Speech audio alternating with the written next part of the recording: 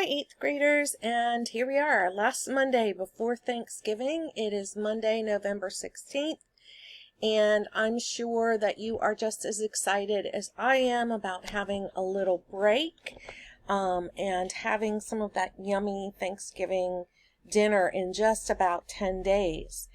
But before then, we have to kind of get back to some of our harder material, and I promised you it would get harder again. And so today we are working on lesson 40 and we are on page 201. So if you don't have your book in front of you, I recommend that you go grab it and turn to page 201. So I was very impressed so far with the projects that you guys did. I am hoping that these are things that you'll keep in your notebooks and that you'll refer back to, especially in your writing. Just to make sure that, you're putting the right punctuation in places and using the rules correctly. But for right now, we're going to move on to verbals and verbal phrases used as nouns. Now, we have talked about, and I always get confused because I've talked to my 7th graders, and I know I had you guys last year, and so we've talked about verbals. And if you're not familiar with verbals, then you need to listen closely and take notes. Now, this PowerPoint will be posted without the video background, so if you get confused and need to refer back to it, it will be posted in the documents section for the next 2 weeks. So feel free to take a look at it if you need to. But for those of you who are familiar with verbals and verbal phrases, then you already have an idea of what's coming, and we are going to have a little visitor popping into our PowerPoint presentation this week. So we are going to start on page 201, and we're going to start with the gray box. And you know how this goes. We just go over the definitions, and then we jump into the material. All of the examples I'm using are straight out of the book, so you can refer back to them at any time. So a verbal is a verb form used as another part of speech. It rhymes with gerbil. It would be nice if it was a little animal, but it's not. A verbal is, if you remember from last year and this year when I've talked about it, that it is a verb from another life. In another life, it was functioning as a verb. It used to act like a verb, think like a verb, and it was a verb. And so now we're taking it and we're going to add something to it, and we're changing it. And if it's changed, it can now become another part of speech in its new life. So we are going to be adding something to the previous verb. So the first one is gerund. So I would recommend that you write this down. Maybe you have some index cards going or you have some notes, and that you write down the word gerund. Now gerund has the ing added to it. So we're adding ing to the end of a previous verb. And I remember this because G and then ing, they're the same. So you're adding ing and you have a gerund. For the infinitive, you are adding to the verb. So you are going to take the word to and you are going to add it. And then you get something new.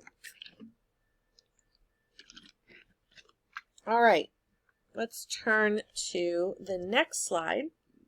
A few other points. Gerunds and infinitives may have complements and modifiers with them.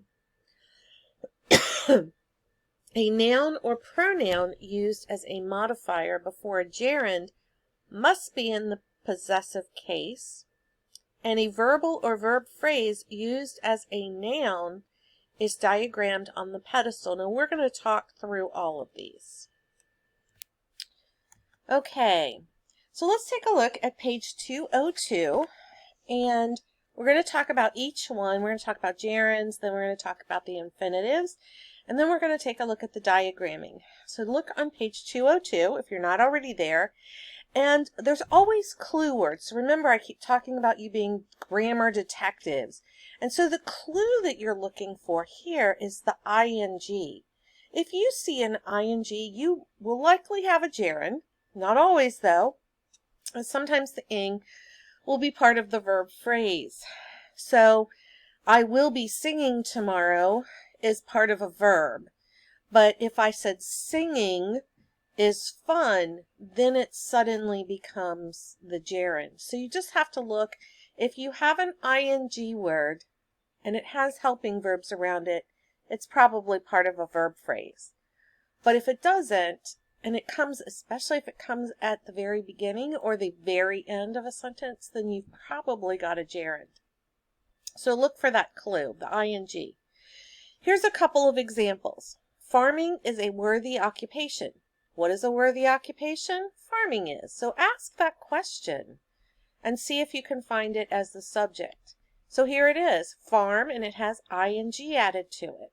Now if I said, I am going to go out and farm tomorrow, that is a verb. I'm going to farm my field or farm my land. That's a verb. Then we have dancing. Dancing is a wonderful form of exercise, but most of the time we know it as a verb. But here it has had ing attached to it. I apologize for the coughing. I have my window open. It seems to be pollen time again. Okay, infinitives, still on page 202, and now we're looking for the word to be added to the front, not the end, to the front of our word. So as you review your sentences, look for to, and you will likely have an infinitive, but not always, as you sometimes can have a prepositional phrase. So the word improve, if I said go improve yourself, that is an action, but now I'm adding the word to it. So to improve should be our goal. And then here's another example where it's coming at the end of the sentence. A submissive person wants to obey. So we take a previous verb and we attach to it. So you have two choices, ing or to. And those are the things that you're looking for as the grammar detectives. Now, as we noticed in the gray box, you can have other words along for the ride to help modify the gerund or infinitive. It's not meant to confuse your life, but I know it does that. However, it's meant to give us more modifiers, more helpful words so that we understand what's going on in the sentence. It's okay, but we call this a phrase now. And so remember, a phrase does not have a subject and a verb, so don't confuse it with clause. Now here's a word that I'm adding ing to. Memorizing is a good mental discipline. It's just one word. That's the subject, period. But we can make it a phrase by adding other words. Memorizing scripture verses, is a good spiritual discipline. So I've got a couple more words in here that kind of modify and give us more information. And when we diagram, those will need to be taken care of on the diagramming lines. And we're going to look at that when we meet Pedestal Pete. So I think it's about time for us to meet him so that we can actually take a look at how these sentences work on a diagramming line. So I would like to introduce you to Pedestal Pete, and he will be joining us in class on Wednesday. And the whole purpose of Pedestal Pete is kind of like that of Flat Stanley. Remember, you probably remember Flat Stanley, and you probably remember him traveling all over the world. It was one of my daughter's favorite books.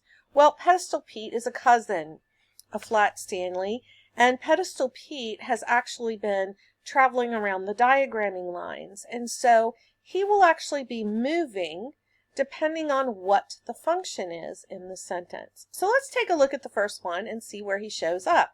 These two are in your book, and so if you look at page 204, they are all in there. Sorry, the first photo was not very clear. The rest are a little better. And look where Pedestal Pete shows up.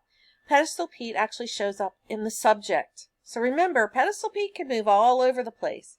He's not going to be the verb, but he can be the subject or the direct object or the predicate nominative. So let's take a look at how Pedestal Pete is functioning here. The sentence is trusting God continually gives security in life. Now, trusting God continually, we kind of need all of that. So you have to figure out, what do I need? And we need all of it, because if I just said trusting gives security, well, that doesn't make sense. But I need all those words, trusting God continually. So I'm going to put pedestal Pete in the subject. So I would draw my pedestal there first. And then I would have to figure out how the words go. Well, we know that trusting is always going to go on his right arm. And the ing then is going to kind of land where his head is. And we want to figure out, and remember, pedestal Pete is also used in noun clauses, so you've got to make his arm wave.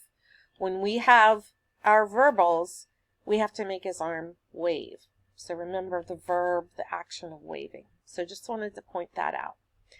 So let's get back to this, trusting God continually. Remember, we can have direct objects on pedestal Pete. And so if I say trusting what or who, I can answer that. And so I'm going to have God there. Trusting what or who, God. But continually is an ly adverb. Remember those from our dress ups. And so trusting is going to go down here as a modifier. And then gives security. Gives what? Gives security. So there's pedestal Pete waving. Therefore, we know it's a verbal.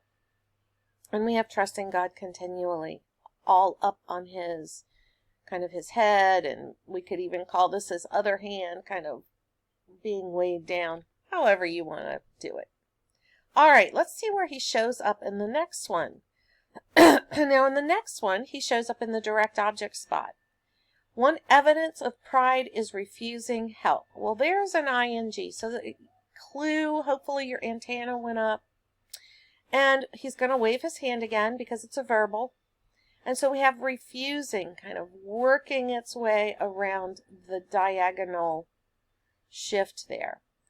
And then I have to ask, refusing what? Refusing help. So there's the direct object. And then I go back. I probably should have started with my subject, because then I could have cleared out, any possibility of the verbal going in the subject spot. But I would ask, what is refusing help? Well, evidence of pride. And so evidence is, here's the backslash, because we've used a little boring helping verb and linking verb. And so we have the backslash. All right, let's move to our next one. We should learn to speak clearly. So we want to look at this sentence. We're going to pick it apart. And there I see the word to. So I've got to determine, is it a prepositional phrase or is it attached to a word that used to be a verb? Well, obviously it's attached to a word that used to be a verb. So I know that I've got an infinitive. It's coming near the end of the sentence, so I'm going to assume it's probably in the direct object or the predicate nominative spot. So that's where pedestal Pete shows up. Let me get my other words in there first. Who should learn to speak clearly? Well, we. So I'm going to put we in the subject spot. What should we do? Should learn. Should learn what? To speak clearly. So pedestal Pete's going to wave his hand because this is a verb. There's action there. To speak. So the to goes on the one line, speak on the other. And then clearly, if you have an ly adverb, it's most likely always going to drop down under and be a modifier. And there are some ly words that are not going to be modifiers. They're very few, but they're just spelled with an ly. So be careful. Don't use that rule all the time. But ly adverbs, and once in a while there's an ly adjective like lovely. Those go underneath. Okay, let's take a move along to the next one. To fear the Lord means to obey him. Well, if you're as smart and wise as I think you are, I'm guessing that you saw two twos in there. The number 2, TWO. Twos, T-O. And so, it helps me if I kind of circle them, because then I know they're going to go on pedestal Pete. So what I have to do is figure out, is one of these a subject? Well, I'm going to look for the verb, and that might help me. So to fear the Lord, well, that kind of all seems to be one thought. Well, then here's the word means. Well, that could definitely be a verb. So yeah, I'm going to stick that in the verb slot right here. And then all of these words, to fear the Lord, are going to go on Pedestal Pete. He's going to wave his hand because he's a verbal. And I'm going to put the to fear. To fear what? Lord. And then the word the is a modifier that goes underneath. But then I have this other one. Don't forget to look for a second one because you could have two. And here Pedestal Pete has his twin. I think we should have named him Pedestal Paul. So here's Pedestal Pete, here's Pedestal Paul. He's come to visit his brother and he's showing up as the direct object. To obey what? To obey him. And the whole pedestal. So remember, you can move these guys wherever you might need them. They're not going to be in the verb slot, but they can be in the direct object, which is right here, the subject, or the predicate nominative that we've seen in other sentences. Okay, a new one. Being tender-hearted is noble for all. Well, your first thing that you should notice here is we have a little boring linking verb. So it's going to go right there in the verb slot.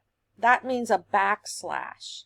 So now we have to figure out where to put Pedestal Pete. Well, Pedestal Pete is going to, we've got it right here, B-E-I-N-G. Now this could be confusing and you may not recognize it as a gerund. But the word be with ing on it is going to be a gerund. So being, and then being what? Tender-hearted.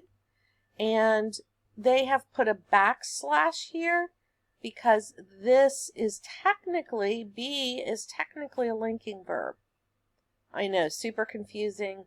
I am not going to care as much about whether this is backslashed or straight up and down. But recognize that tender-hearted does have to go there.